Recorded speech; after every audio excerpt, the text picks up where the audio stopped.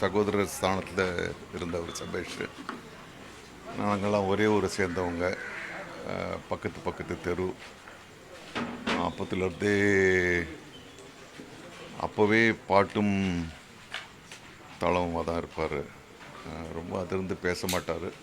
மாயன் நான் படம் தேவாண்ணன் ஒர்க் பண்ணும்போது அப்போ தான் அவர்கிட்ட நிறைய நான் பேசியிருக்கேன் ஊரை பற்றி. ஊரில் இருக்க அங்கே ஒரு சிங்கர் இருந்தார், இந்துகுமார் வின்சென்ட்னு, அவங்கள பற்றியெல்லாம் பேசிக்கிட்டு இருப்போம். ஒரு பெரிய இழப்பு இசைத்துறைக்கு.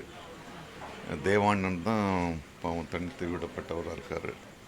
பட் அவருடைய இடத்துல அதே வயதுக்காரங்களான நாங்கள்லாம் இருக்கோன்ற ஒரு ஆதரவு தான்.